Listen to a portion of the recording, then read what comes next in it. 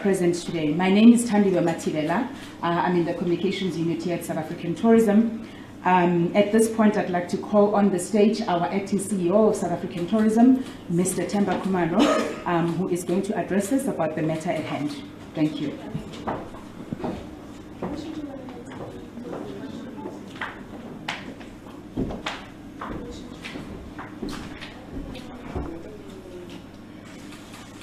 Good morning, everybody that is present here, those joining us online in South Africa, and I believe from outside of the country as well. My name is Mzilikazi Themba Khumalo.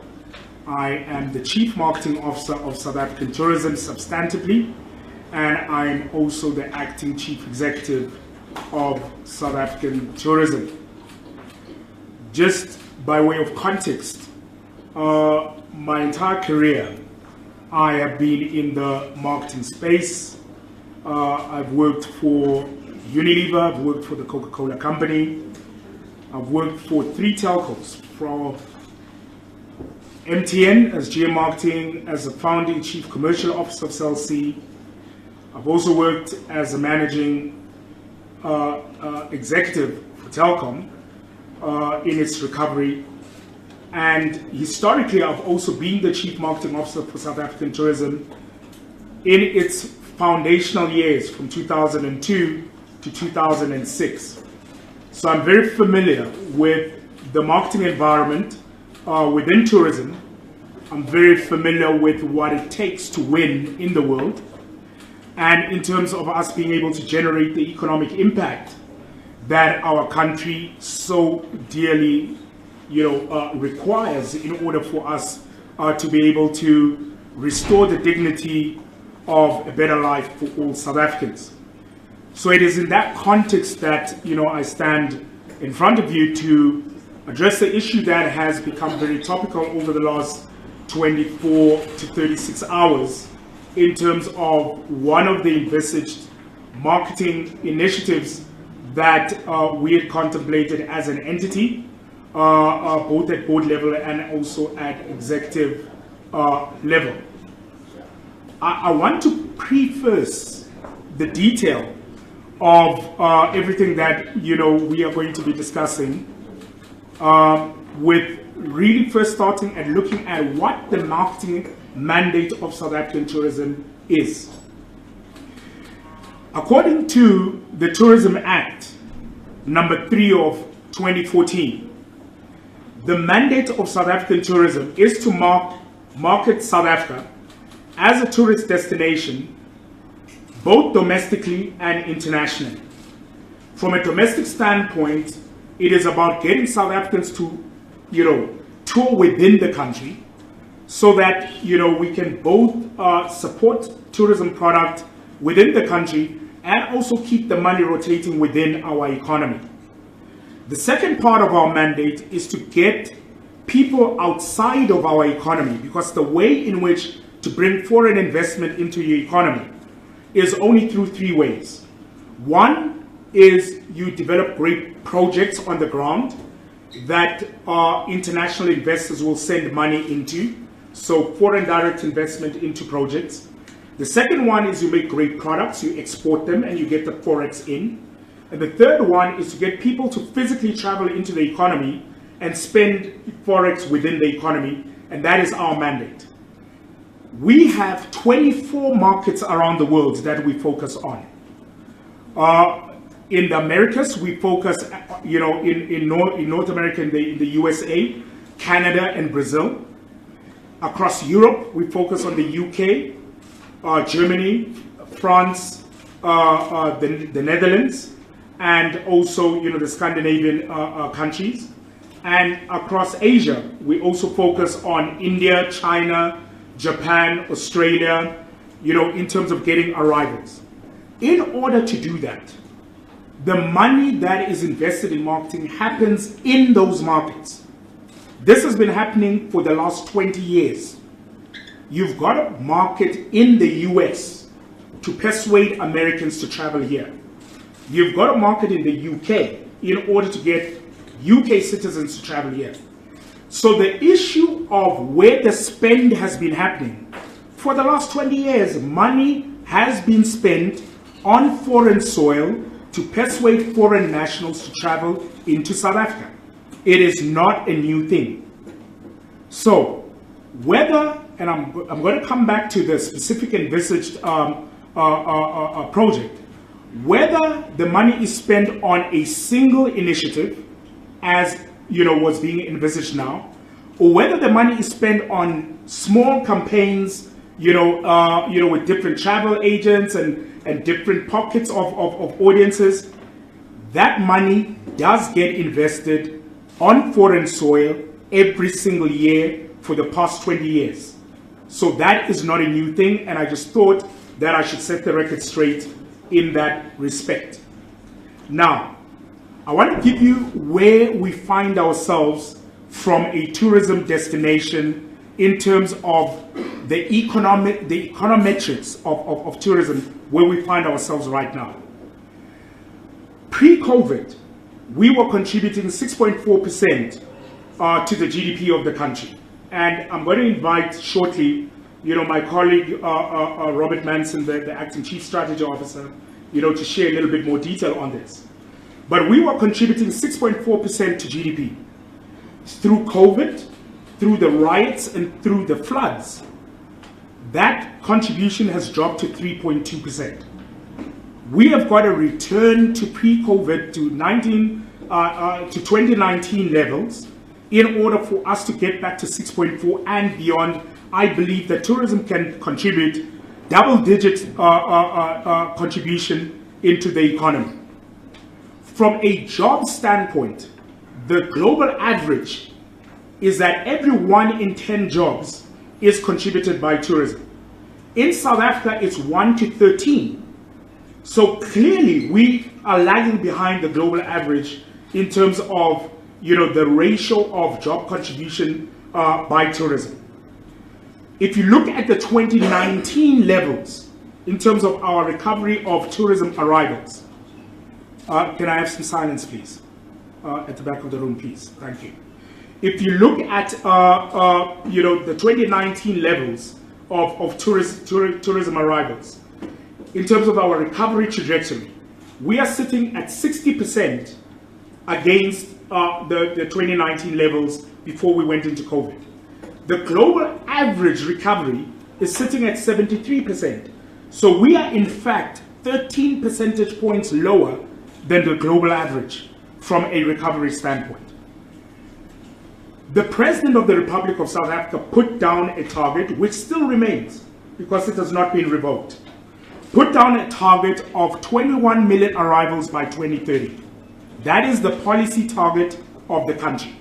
If you look at where we're sitting right now at 5.6 million arrivals, to hit the target of 21 million arrivals by 2030, we have to grow at a CAGR, an average compounded average growth of 18% year on year, cumulatively, for 8 years in order for us to hit that target. I'm saying this to paint the context that if we continue doing marketing and business the way that we've done it historically, small little initiatives all over the place, there is no chance for us to hit that particular target. We have got to get an inflection point in our growth trajectory to make sure that we're able to achieve the economic impact that we know tourism can bring to the country. Now, let me go into the media investment over the last couple of years. The media investment between 2015 and 2017, 3-year rolling average, we spent over that period 950 million in terms of media investment in international marketing. If you take 2016 to 2018, we spent 1,081,000, okay, in terms of foreign media investment.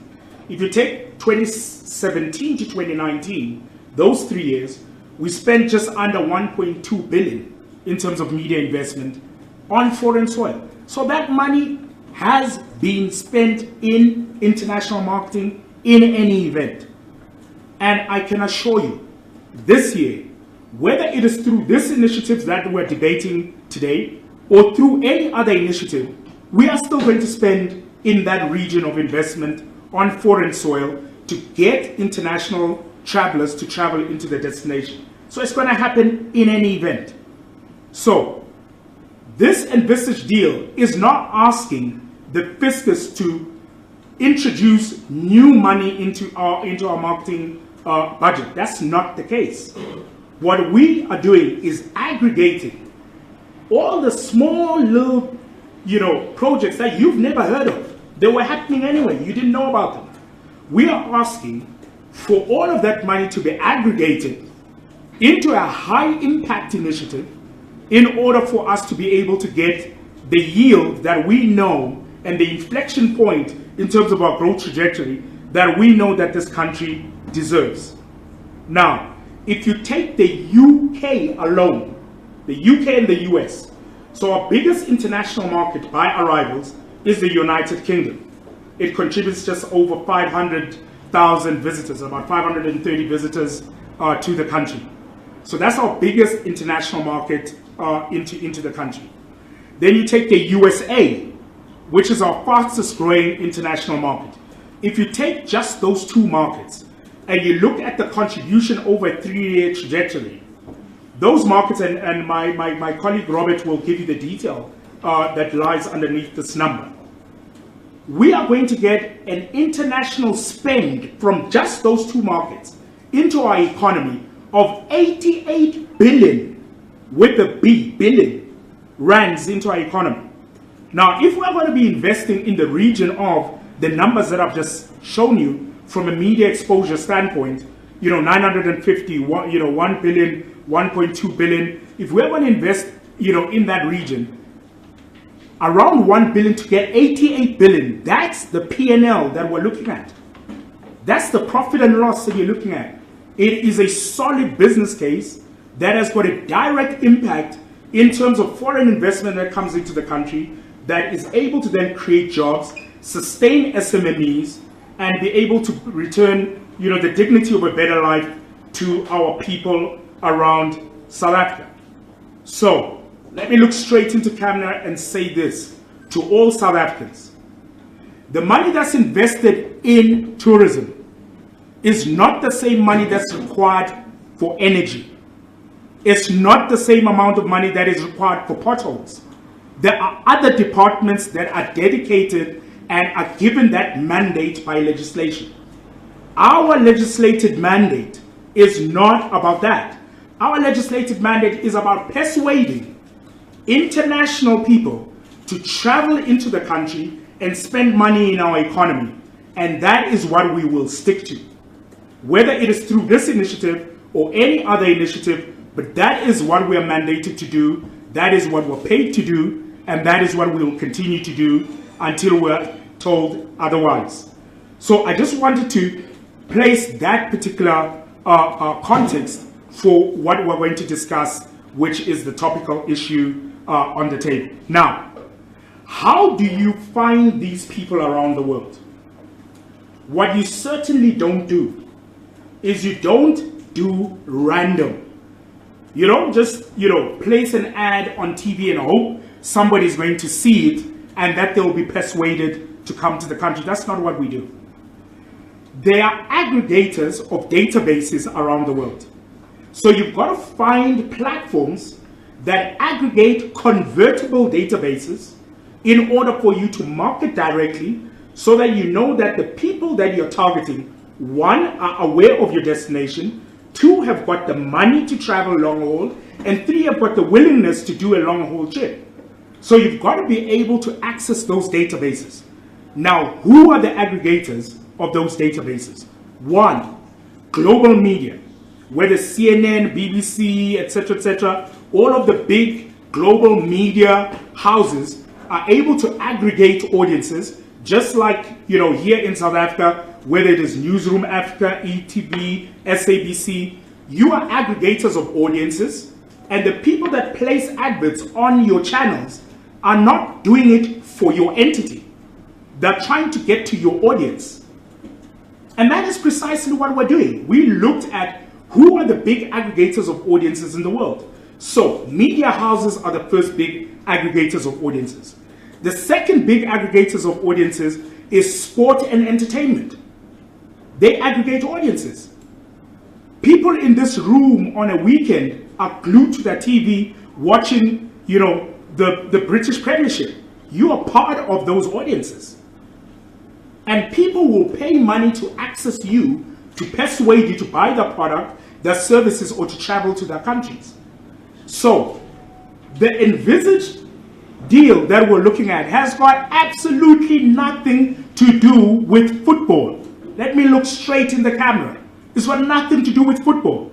It's got to do with accessing the aggregated audiences that football brings. That's who we are after. We are after the viewers of football, the followers of football that have got the spend and the willingness to travel long haul into our destination.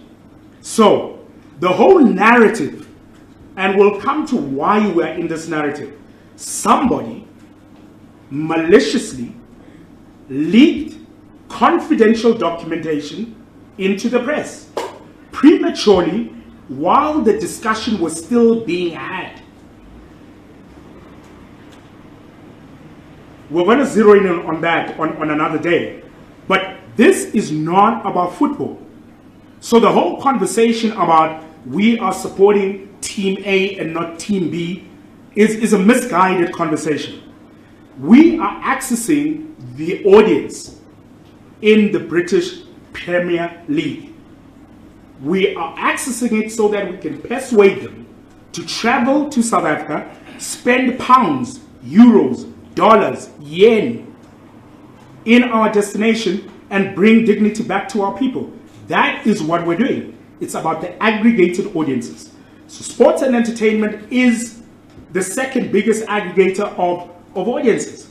The third one is actually the search engines. So the big buying engines, whether it's, and I apologize for using brand names. So whether it is TravelStart, whether it is Expedia, those are big aggregators of travel audiences that you're able to access. So this deal that we were envisaging is not in isolation of all the others. It is in conjunction with. So we're doing this sports and entertainment audience, but we're also looking at deals with the big sales engines, whether it is Expedia, TravelStart. We've got those proposals on the table. We're looking at that. We're also looking at aggregators of content. So a few years ago, there was a partnership that we had with Netflix. Why? Because there's an aggregation of audiences on those platforms. We have MOUs with some of the people that I'm speaking to on here, broadcasters here in the country, where we do content deals. We just done one last week, with a broadcaster here on domestic travel. It's not about football, it's about audiences. And this is what we will continue to do, is to access those audiences, persuade them to come to the country and to spend their foreign hard currencies inside our destination. I will ask my colleague in a moment to come in, but let me also just go through the timeline of how we got to this this press conference here today. We started our planning cycle in August last year. We met in Kempton Park, and we had all of our stakeholders, all of the values. We had all the provinces, we had all of our private sector partners, TBCSA, all of the other partners in the room. And we agreed, and I'm looking straight in camera because I know you're watching me. We agreed that one of the 7 buckets of work that we're going to do is that we are going to look at mega events inside of South Africa and mega events that are happening internationally where we can go and market. So when we do this, how is that different from what we agreed? We agreed it as a sector. That's what we're going to do.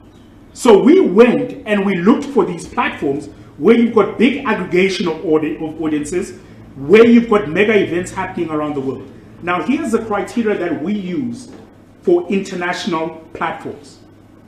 and it will be in your press packs. Firstly, the platform has got to give us global reach.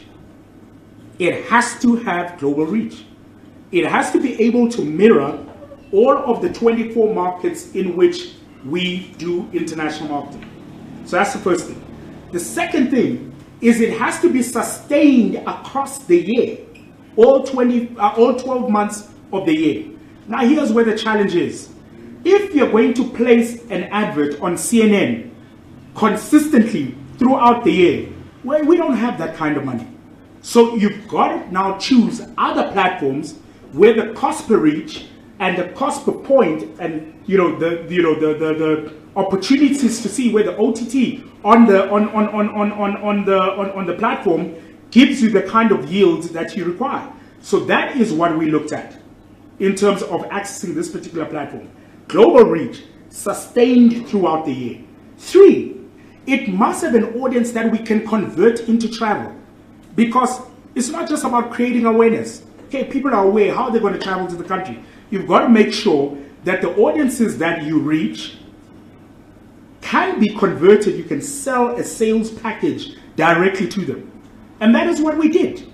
These audiences, we are going to be able to market directly into the databases so that we're able to actually calculate the ROI in terms of we marketed into this base, we spent X, how many people did we actually convert? When you place it generically on a TV spot without the conversion mechanism, you are unable to calculate the direct impact between awareness and actual sales. So that is why we went for platforms where we're able to calculate that particular conversion ratio. So that is the next thing that we did. We also looked at the impact that this will have on our brand strength index versus our competitive set.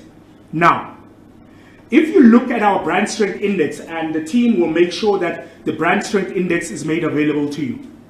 We've got 3 drivers on our brand strength index.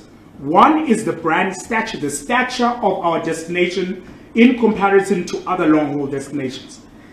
And it is all around the performance against price, against product, etc.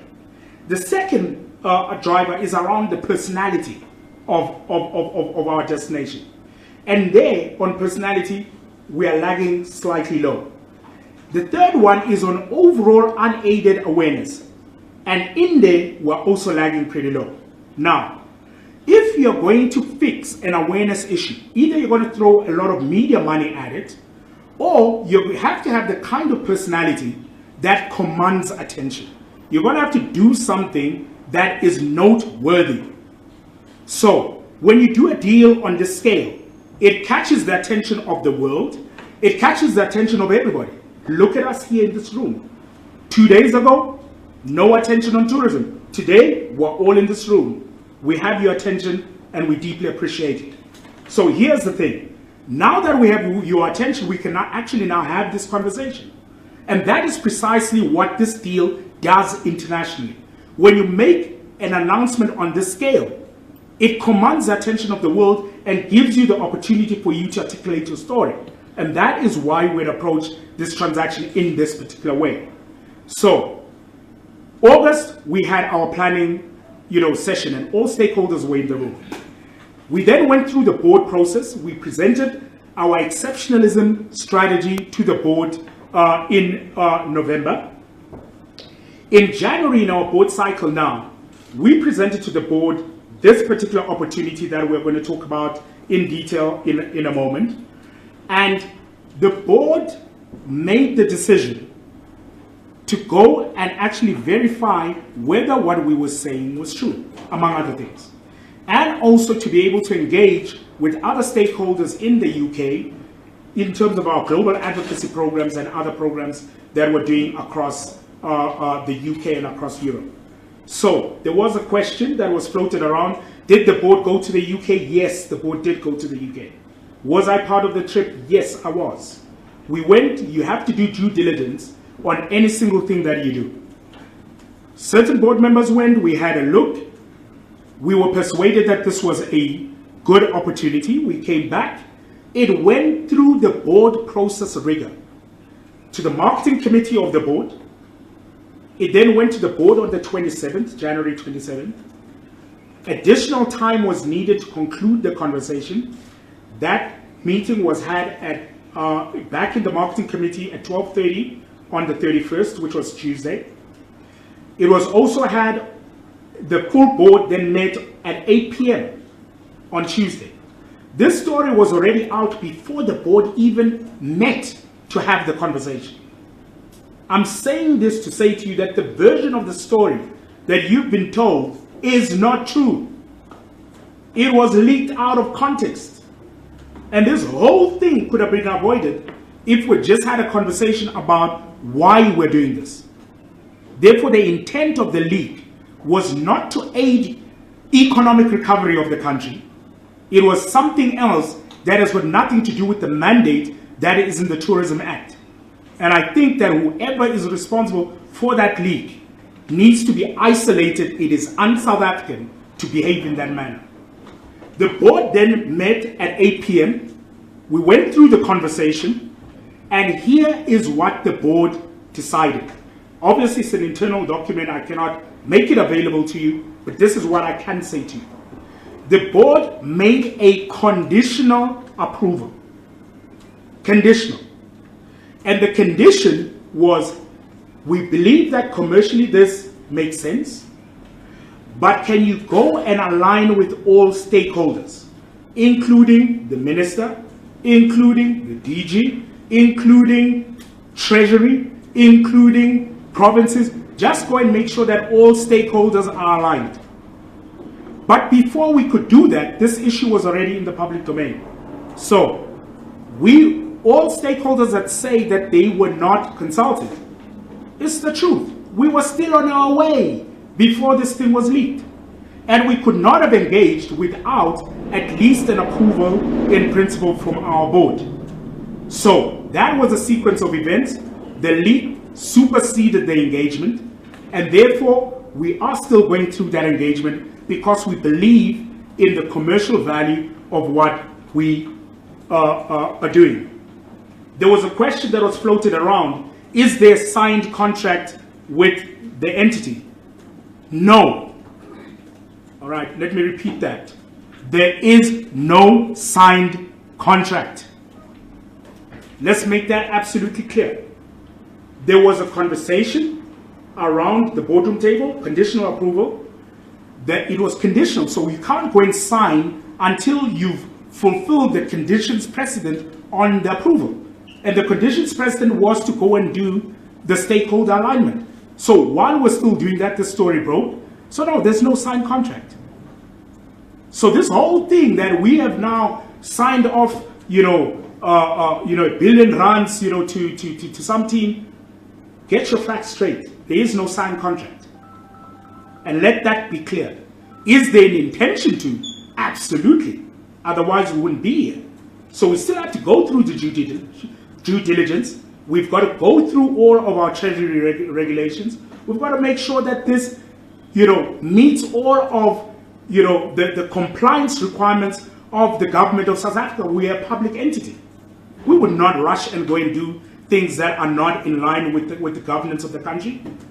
So let me say it on record. No signed contract. Going through governance process. Once we've done that, we will let you know.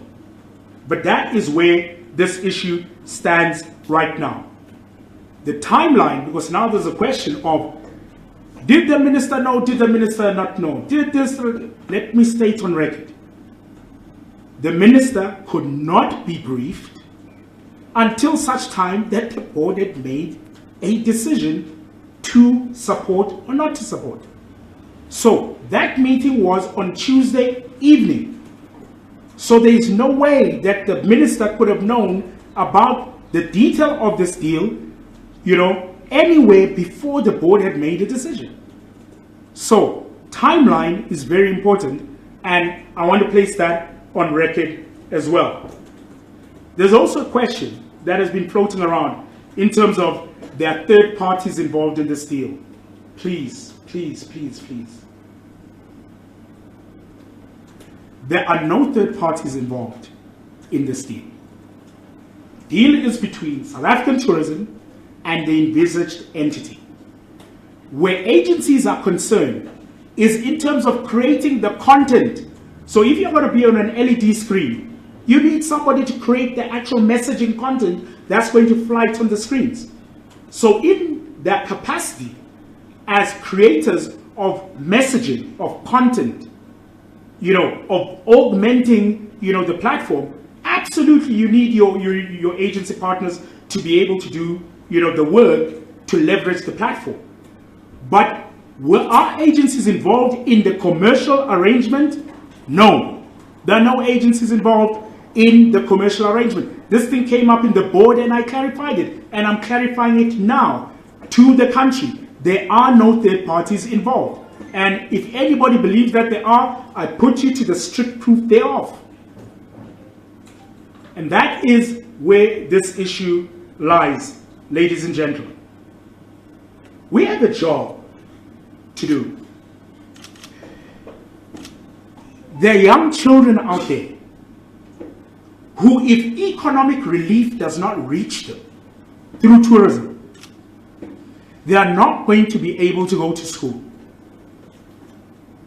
We should not be fixated on the fact that they are not able to go to school.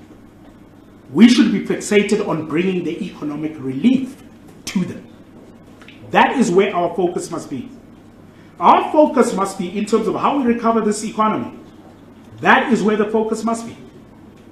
Our focus must be, how do we change our growth trajectory from a 13% CAGR to an 18% CAGR?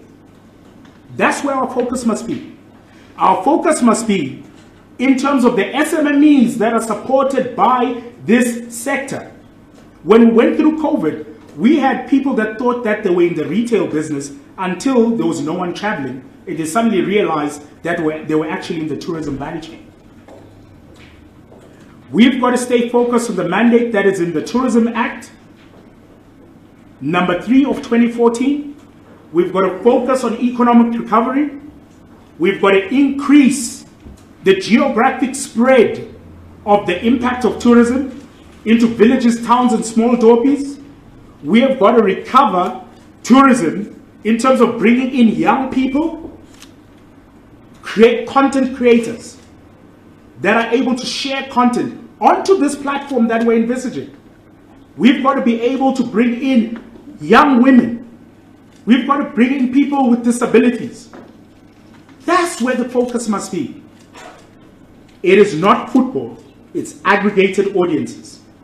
And if you get past the emotion around a football team and you start looking at it in terms of what is behind, which is the audiences, then we'll begin to have the right conversation. So, again, saying that we should take this money and invest it in local football is to suggest that tourism must reach across into the domain of the Sports, Arts and Culture Department. And we're not going to do that. We are in the tourism business. This is a platform that gives us an aggregated audience. It is not the only platform. There's also sales aggregators. There's also media aggregators. There's also event, organizers that we're going to go into. There's TV shows around the world. There's a whole lot of, platforms where we've got aggregated audiences, and that is what we're going to do. And I just thought that we should set the record straight. I'm open for questions. I'm also open for one-on-ones. I'm here the whole day. All right? If you want to meet even after hours, I'm here. One-on-one. I'm being serious. I take this issue very seriously. So if anyone wants to meet one-on-one because you want your own story angle, let's meet. There's rooms here. We'll sit down. We'll go through the conversations. If you want to meet, you want me to come to your studio, the team is here. They'll book my time. I'll come to your studio. We'll have the discussion. Clear this whole week. We're going to deal with this issue. We're going to bring it back onto the conversation about economic recovery, because that's the conversation. And we're going to continue to build a great nation. We believe that tourism is one of the biggest economic drivers and will continue to increase its influence and its impact on the economy. Tourism Tourism will create more jobs. Tourism will bring more young people into the fold. Tourism will bring more women into the fold. Tourism will bring people with disabilities into the fold. Tourism will bring people in villages, towns, and small jobbers into the fold. Tourism will continue to be a powerhouse of driving economic recovery. Let's get past this and let's get back to business. With that said, please allow me to invite my colleague, Robert Manson, the Acting Chief Strategy Officer, just to go through a little bit more detail on the numbers. And then I'll come back, we'll wrap up, and then we'll do a Q&A, and we'll then do one-on-ones. Thank you very much. Robert, you ready? Thank you, brother.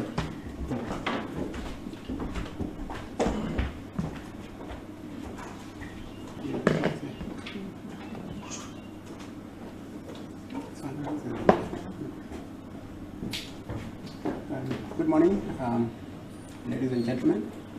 Good morning to the viewers at home as well. Really, my role is to dissect the numbers from a tourism industry point of view. As the acting CEO said, I'm the acting chief strategy officer at SA Tourism. Really, I want to take you through where the industry is coming from an economic impact point of view. In 2019, that's before COVID, South Africa got 6.4% of the share of the GDP. So the tourism industry contributed $405 billion to the GDP in this country. And with that said, 1.5 million jobs were actually in the sector at that particular time. And we all know what happened in 2020. That contribution dropped from 6.4 to 3.1%. And we lost almost 500,000 jobs from 2019 to 2020. We had about 1 million jobs in 2020 from a tourism point of view. And we all know the impact of that. And in 2022, we started seeing a little bit of recovery. The contribution went up to 3.2%, and the number of jobs slightly dropped as well. They increased slightly as well to just over 1 million jobs within the sector. What is very interesting is we've seen that over the last year or so, the tourism sector is recovering. South Africa is really slagging behind from a global point of view. If you look at the average growth in terms of the recovery, the global context, countries are recovering at about 73% or 74% around there. But from a South Africa point of view, we're still sitting at 60% compared to the 2019 numbers. Really, this actually goes to show what the acting CEO was saying. If we want to recover as quickly as possible, and more importantly, pivot to higher levels, we can't continue doing things the same way. What is very interesting is we just received our 2022 numbers for the full year. We've actually received 5.7 million tourists in South Africa between January and December 2022. That makes it 152% increase from 2021. And really, when you start looking at these numbers and you start looking at what is the tourist spend when they come into the country, really that starts making things very interesting, so that people can understand that even though the company is wanting to invest a certain amount of money to certain initiatives, the return on investment from a tourist spend point of view, the numbers are quite staggering, and I'll share that with you as well just in a moment. We did some numbers last year together with the industry. We said from 2022 to 2030, if we want to get 21 million arrivals, as the President had said a couple of years ago in one of his State of the Nation address, we have to make sure that we grow at a CAGR of 18%. If we grow at a CAGR of 13%, we will be getting at 15.3 million. So we really need to start doing things completely different for us to be able to stimulate the economy and make an impact from a tourism point of view.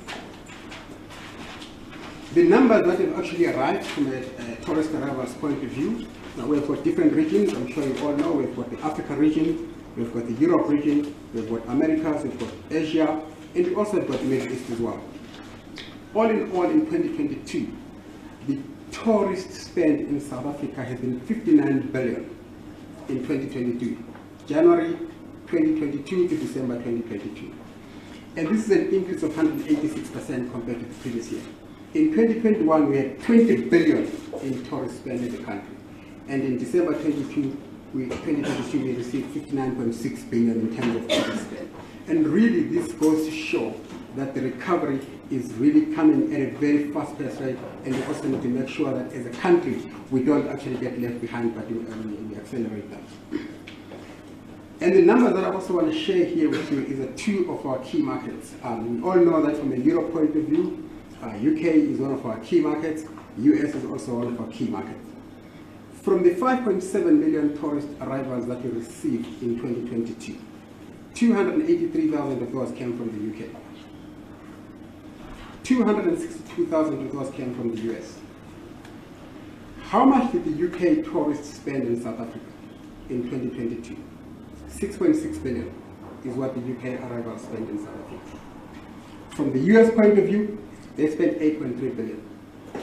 We are making projections. If we grow at 13%, we are going to receive 319,000 UK arrivals next year. And we are going to receive 296,000 arrivals from the United States of America. And the spend in 2023 from a UK point of view, we are projecting that to be 7.5 billion. And if we move over to 2024, we are projecting 361,000 arrivals from the UK. And the spend associated with that is 8.5 billion.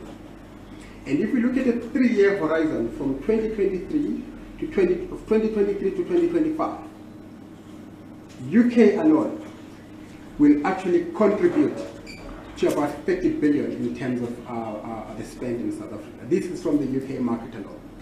And if you look at it from a US point of view, we are looking at about 40 billion in terms of the Americans spending money in South Africa as tourists. So really, when we start looking at these numbers, it really goes to paint a completely different context, that when you invest a certain amount of money, and what is your return on investment. So these are some of the stats that I wanted to share with you so that I can give more context in how the tourism sector is recovering, where we are projecting to be vis-a-vis the foreign tourists that they spend when they come into the country. So really, I will stop there from a numbers point of view, and then we'll take some questions later. I'll invite you to see what on stage.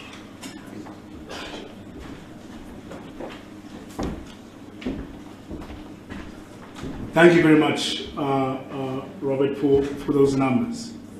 I've received, some messaging that say, TK, can you just tone down a little bit? There's too much intensity in the room. To the extent that my intensity might have caused you a little discomfort, please forgive me. I believe in the work that we do. I tend to go into overdrive in that respect. So to the extent that I might have come across a little bit too robust, please forgive me for that. The content of what I've said still stands. Yeah. I'd like to just conclude by saying, I really appreciate we have our chairperson of the board here, Dr. Mhlongo, who is here to my right. We're joined online by the rest of the board. They are listening in. We do have all of our executive present here today, who might want you might need to ask them some specific questions that might not have been covered in this discussion. So we are all here available to answer your questions. And let me also say thank you to the media for this moment, for us being able to have this discussion, for showing an interest in the tourism sector, and for showing up in such great numbers, both directly here and online. Thank you very much for that. At least we're having a conversation about the sector. We might differ in terms of the tactics. We might differ in terms of certain strategic focus areas, but I believe that we all want the same thing. And for you holding us honest as well, that if indeed, things were being done that were harmful, to South Africans and to the economy, we should be held accountable for that. So to the extent that you've been able to engage with us on this, I deeply appreciate it, and thank you, for really showing up and for engaging in this regard. I'll now turn over to my colleague, Tandiwe Matibela. Q&A? Yes. All right. Thank you very much.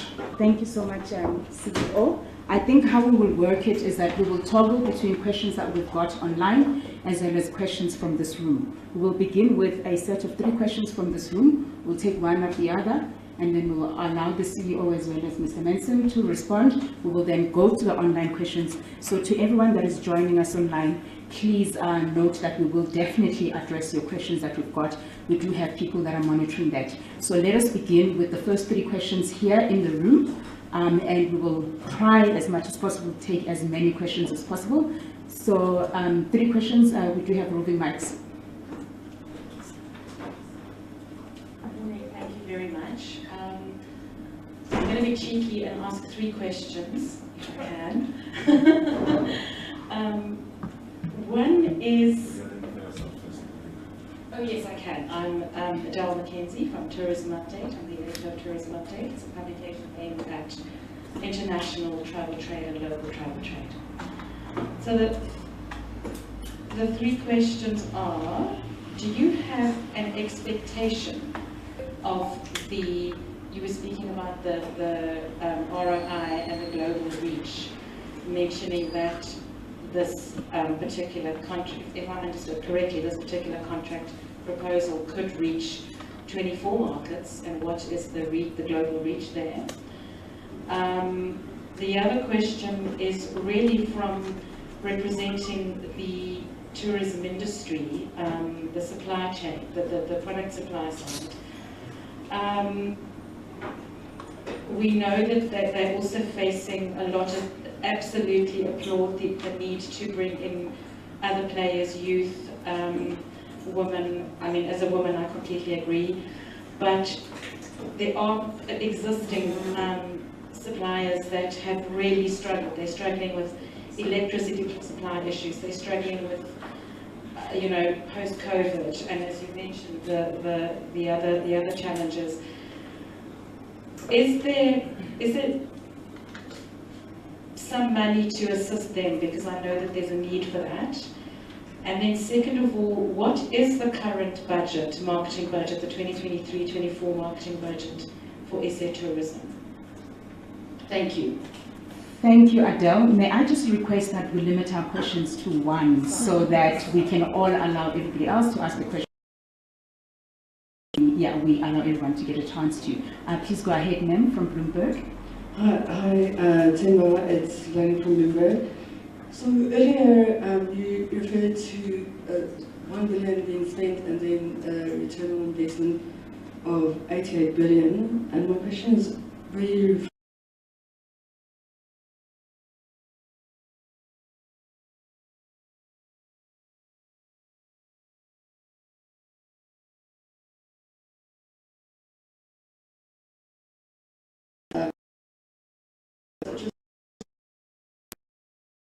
also really talks now, that this sort of derail talks, or where are you? We'll take one last question on the floor. We'll definitely do a comeback. As stated, we'll take one last question on the floor, allow the CEO to answer, take 3 questions from online, and then come back on the floor. Thank you. Sure, I'm Dozo Kumana from Newsroom Africa. I think just bringing it closer to home, when we've seen a similar deal being Rwanda, the issue there is being that it took quite a while to see even that 25% of return in tourism, but it took even longer to see that trickle-down effect on the actual people working within the sector. Could we unpack a little bit more on that? I know you did mention, you know, the employment and all of that, but is there a more concrete plan for the people working within the industry on how long we'll see that trickle-down effect? Thank you. CEO? You good? Okay, we're going to take more. So please can we have questions from 2 more people on the floor before we go online? Hi. Thank you. It's Kumoto from Eyewitness News. I know that you've limited us to 1 question, so I think my main one is around this malicious act that you're speaking about. Are you investigating this at all? What do you think the motive behind leaking this report may have been, and what will the repercussions be for the individual that has decided to leak this document? Thanks. I hope you'll be back for more questions. Mark Stradom, Times Live. Just a question on the figures that were given in the Daily Maverick report, which we assume to be accurate, that over 3 years it's worth £42.5 million. And the reported amount of the Rwanda deal with Arsenal is worth £10 million a year. So I know you say it's not about football, but those of us who know football know that Arsenal are a much bigger team than Tottenham. so you know, I'm sure any Premier League team gets exposure globally, but why would can you explain the disparity in those figures? Why South Africa would pay more for Tottenham? Thank you. Thanks. Vivian? There at the back, please. May I please encourage everyone that is asking questions from the floor to please speak up so that our audience that are joining us online can also follow. Thank you. Yes, very welcome, Service Sport. I would like to, I know that I spoke to the acting CEO around it yesterday, and he did say that he knows nothing about it, and that is the proposal, a similar proposal by Chelsea, whom I believe they are bigger and better and everything considered around something like this. But I would like to know, because he says in terms of consultation has not been done with other stakeholders in terms of the departments. So during this period, is this something that will be considered? Because from the information that the SABC report is that quite a number of people at this level are aware of this Chelsea proposal. Thank you so much. CEO, may I please invite you to address this lot of questions before we take the next lot? May I just advise everyone that we will get to their questions. Thank you.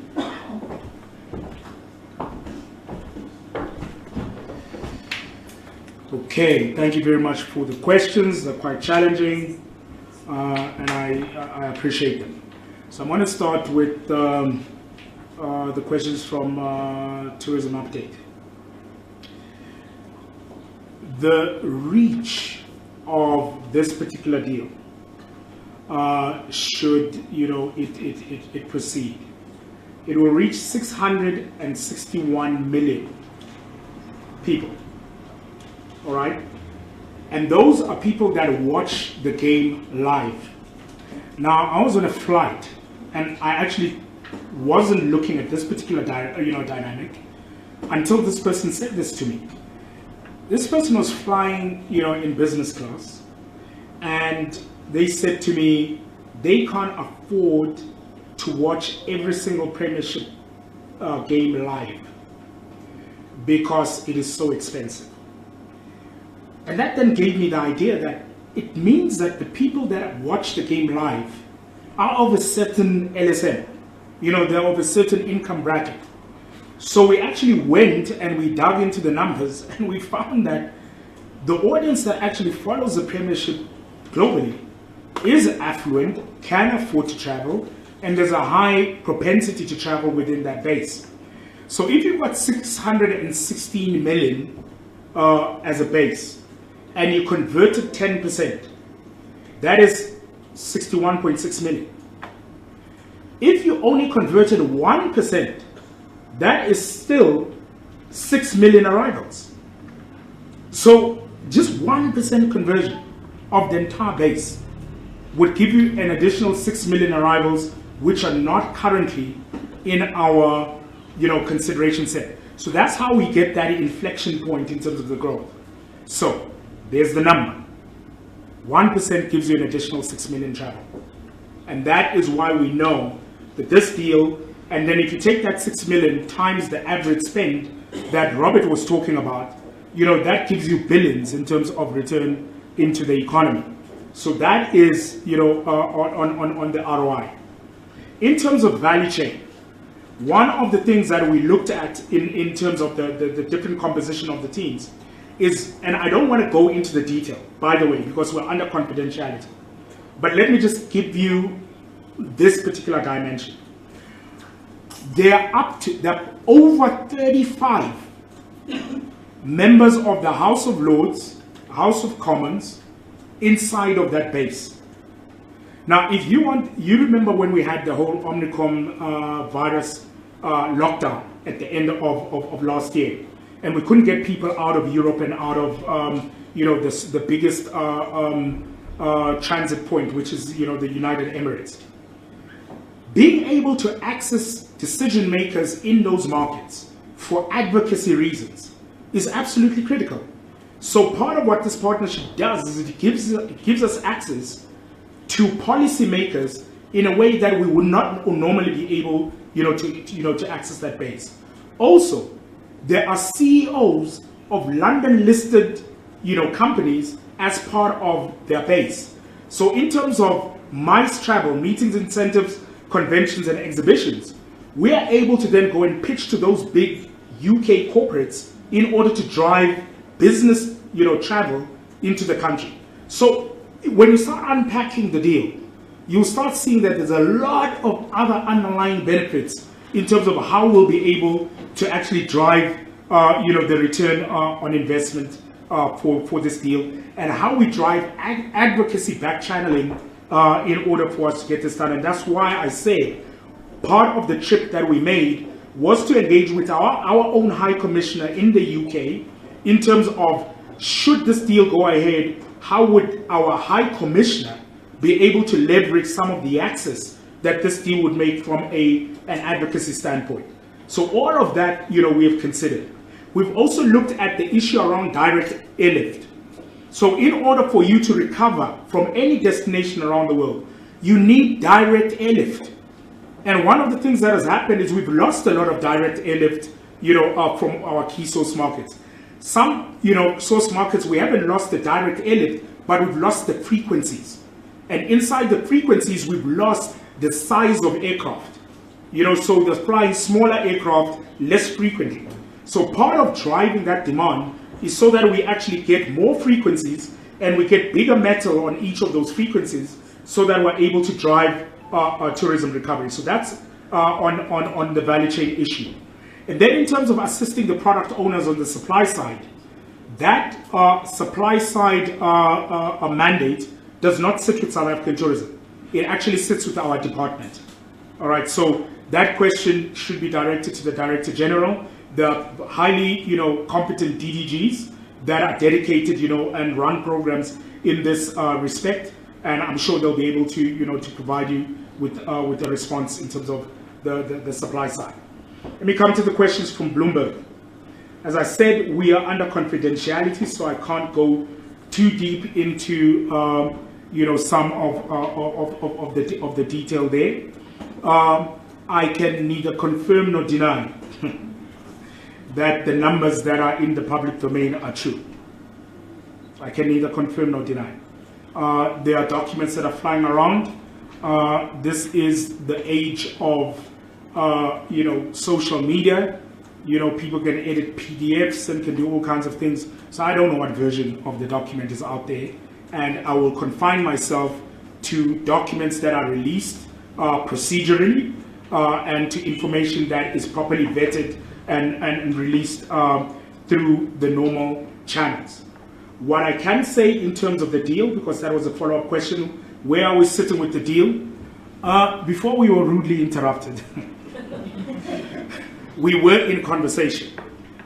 We have had to halt that conversation so that we can have this conversation and get all of our stakeholders back on site.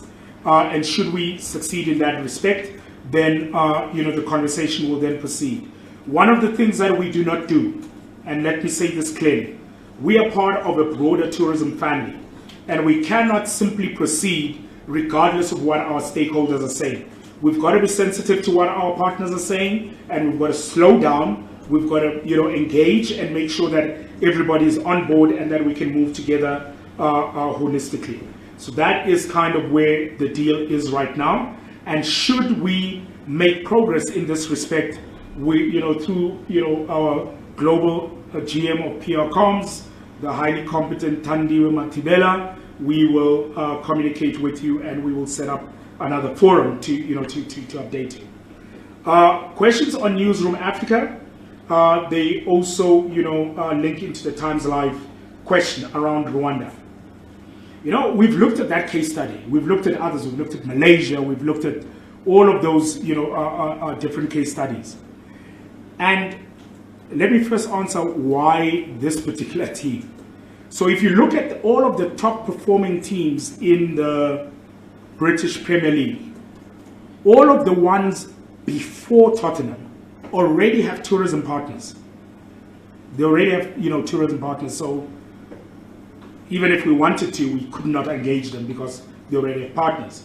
So this was the only team in the top performing tier that did not have a destination partner. So hence, so we went through the whole list, and that's how we, we ended up here. The Rwanda case study, and we will make that available to you. By the way, we've analyzed it, and we will make it available to you. Team, please, every promise that I make, please, don't make me a liar. All right, so we've analyzed that one. That deal was a straight media buy. It was buying access to the audience and nothing else. When you look at our deal, it has got a whole lot of other benefits, like I've just alluded, to the fact that we are able to do advocacy, through this deal. We're able to do other, more creative things. So it's not just a straight media buy. And that is why they paid that amount of money, and we're paying slightly more because we have to access, other, an extra bouquet of benefits, which is not inside the Rwanda deal. There was also inside the Rwanda deal, there was a lot of, I'm now talking about the trickle-down question. Inside the Rwanda transaction, as I said, because it was a direct media transaction, it didn't have the on-the-ground impact components. And we have been very, very insistent that in our deal, there will be activity on the ground inside South Africa. That's as far as I can go. So once the deal is concluded, we'll unpack it, there will be activity on the ground. It will impact directly inside, our economy. So that is some of the differences between our deal and the Rwanda deal. So it will impact businesses here directly. And that is as far as I can go. In terms of the question around the Malicious leak. Yeah, okay, I'll get to the malicious leak. In terms, yes, I did receive a phone call last night concerning a Chelsea deal. I raised both my hands. I've never seen the document. I've never seen it. I asked my colleagues. All right. I've seen a completely different team, but not the one that is being referred to. So have we received another team? Yeah, we did. But the one that's being referred to, nah, not seen it. Maybe it was seen by a colleague of mine, I don't know. But, formally being presented to us as an option, no, that we've not seen. So the question was, in terms of the stakeholders, since you are still consulting, because yes. the department has seen what which you fall under. Oh, the department has seen the document. Oh, okay. You see, so we wouldn't be able to speak on behalf of the department. I think that question should be directed to the DG. I think the department would be able to respond to that one. It was not, communicated, to me. I've never seen that proposal. But I do confirm to you that I have seen another proposal, just not this particular one. But I have seen another proposal. And that one we saw in the middle of COVID, and the board took a position then, not on the principle of whether we should access the audiences or not. It was an issue of timing, that because we were in the middle of COVID, that was probably not the right timing to look at this audience aggregator. So the conditions have changed now, and that's why we're looking at the Premiership as an aggregator of audiences. but I'm happy to sit with you and discuss the issue further. Thank you, sir. In terms of the ramifications, we have got internal processes that we will follow in terms of identifying how the leak occurred. Documents that are discussed inside of a board environment are confidential documents.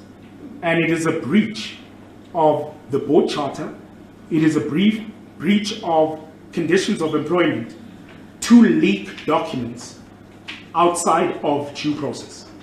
So the applicable, processes will be followed, and should the actor of the leak, be identified, the relevant, remedies will be made available to the board to address it. And that is as far as I can go in that regard. So that is the questions so far. I don't know if there are any further questions. Did I answer your question satisfactorily? Thank you, sir. There's still questions in the room. Yeah.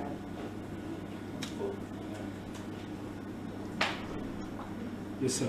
So everyone, my name is Sebo from the Star. I just want to find out in terms of way forward, because people are calling for the deal to be scrapped already, because that's who DA and everyone else, they are saying this is a vanity project that shouldn't be undertaken. What is the message currently? I think if the transaction is looked at from the lens of football, if it's looked at, from that lens, I can understand how we can arrive at that conclusion. But if we are looking at aggregated audiences, we're looking at return on investment in terms of accessing those audiences.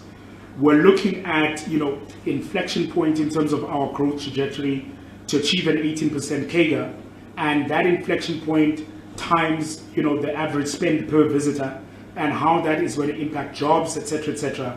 I don't think we'll arrive at the same conclusion. So, as I said, we had a mandate to say, okay, now that the deal is provisionally approved, go and engage those stakeholders. So we will be on a roadshow to engage all stakeholders, and should they be persuaded otherwise, we'd then proceed with the transaction. I think it's simply a misunderstanding that needs to be cleared up through dialogue. And South Africa is a country built on dialogue. It's a country built on sufficient consensus around issues, and we will proceed along those lines of our democratic South Africa. Thanks. Just another one from me. You spoke about how you have decided to aggregate or put together smaller projects, or the money that would have gone to smaller projects in order to fund this. Can you talk us through what went into the decision making of which projects specifically you thought were worth doing away with in order to fund this? And then we've been hearing numbers, 36% of your total spend being channeled into this. Is that the correct number? Can you just verify that? Thank you. Thank you very much. I'll start with the last question. And I think, when Robert was presenting the numbers and earlier on, I did allude to the fact that, we are going to consolidate these smaller projects. The average commitment from a media standpoint, as a percentage of our total budget, is in the region of 35 to 40% of our total spend. Others is used in other kinds of initiatives. So all that we were doing here is to say what we would have invested in small, disparate, low impact projects, we will aggregate into accessing where we can actually clearly measure the return on investment, and we're accessing a bigger audience. And as I said, at 1%, you already have, a growth of 6 million additional travelers. So those numbers, yes, are by and large a correct reflection of the state of investment. Okay. I think there's one more question here, and then we can go on. Thanks, Sebo from ENC. Yes, sir. CEO, okay, you've touched on, you've explained actually on why the return on spend instead of other teams. But I'm just thinking, also, did you consider maybe talking to the Springboks, looking at the global aggregation audiences, and looking at the fact that it's also a Rugby World Cup year? Was that part of your scope, large scope? Thank you. Thank you very much, sir. As I said, our strategy is around everything that we are exceptional about as a destination. You know, we've got exceptional people, we've got exceptional places, we've got exceptional cultural ways that we'd like to export to the rest of the world. We also look at exceptional platforms around the world into which we can go and do exceptional things. When I went through the criteria of how we decide on a platform, we said that it should have international reach and it should be sustainable across the year. The challenge with World Cups is they happen for a finite period of time, and then after that you don't have the annual impact. So yes, we will engage around the World Cup, but it is around advocacy and using soft power. Look, we're 3 times world champions. We're going in there to defend. We are at the highest point in terms of our performance and exceptionalism as a country. So absolutely we are going to engage in that platform, but not in the same kind of way. It will have a different kind of spin. We also have a Netball World Cup that's happening here in the country. So we're also looking at that. We've got mega events that are happening. In fact, where's Zinhle? Our acting Chief Convention Bureau officer informed me this morning, and you're welcome. I just need to get a hold of her so she can give you the details. We have put out a call yesterday, nationally, for people to submit proposals for events and platforms for us to support. So absolutely, we've got to build platforms here that people are going to come into the country in order to come and enjoy. So this is not an isolation of all of those. We're also, the call went out yesterday. So the call, please come up, put your hands together for Zinhle.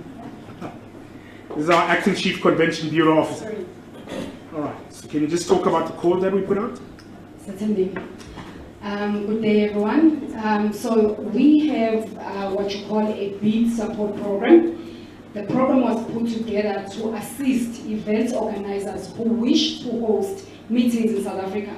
So what we have done and what we have reviewed over the years is that it has always been streamlined. So for the first time yesterday, we published a call out to every South African, to every event organizer who wishes to host their event in South Africa. So basically, it becomes a support program that will assist you through formulation of strategy, but also elevate some of costs which are related to building or to hosting your event in South Africa.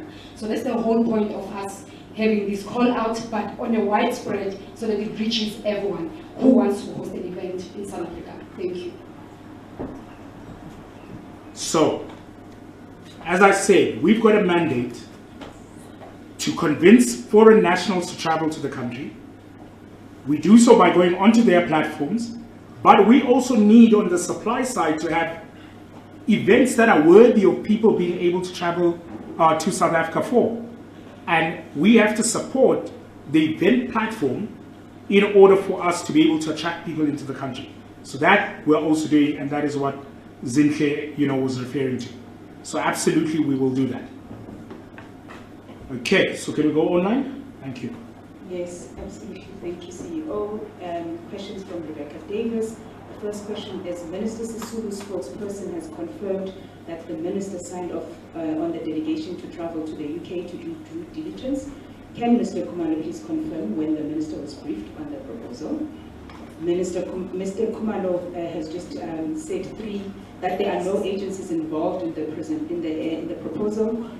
She makes reference to a PowerPoint presentation that states that WWP agency will be used. Please clarify. Is a delegation still traveling to London this week to take the deal forward? What is Mr. Khumalo's response to the opinions expressed by multiple tourism and marketing experts that this is not a good use of tourism market budget? And if CEO can also please clarify how the deal was actually evaluated and what the ROI thereof is. Okay, thank you very much. I we'll start with the last part of the question, which is, the ROI. I think we've spent this whole morning, having that conversation, so I take that question as answered. The second thing about a document that, is being referred to, I don't know how that document got into anybody's hands. I cannot speak to the authenticity of the document. I cannot speak to the content of a document that was obtained in that manner. All that I can refer to is documents that we release officially, where we can verify, the efficacy of the contents. So in terms of being able to refer to documents that I have not seen, I'm not going to do that. I don't think that it is appropriate to do so. What I believe is appropriate is, if we need to have a conversation with that particular journalist, we can sit down and we can go through it, and we can provide authentic documents and have a conversation. I'm here all day. I'm not avoiding the question. I'm saying, let's sit down, put a document that we can verify, and have a conversation over that document. And then, we can then come to an understanding. So that is where I'm going to leave that one. Otherwise, we'll be answering to all kinds of versions of documents that are out there, and I don't think that that is fair. So the invitation is being issued to that particular journalist to come sit down, and we'll have a conversation around it. I'm open and available to do so. Thank you. Any other questions? Just for other questions, I'm also interested in the two. One about the travel, whether or not you guys are still very clear with regards to that. I think I did answer that question when I was answering the question about what's the state of the deal. Okay. So the state of the deal is that the board made a decision to provisionally approve this particular project, and said, in order for it to be complete, we need to go and engage with other stakeholders. So we've got to go and engage with the ministry, we've got to engage with the department, we've got to engage with Treasury, we've got to engage with the private sector, we've got to engage with the province, we've got to go and engage our stakeholder environment. So, no, there is no travel to the UK until such time that we have, gone and addressed the stakeholder environment and gotten alignment with all stakeholders. So that is the answer to that question. During your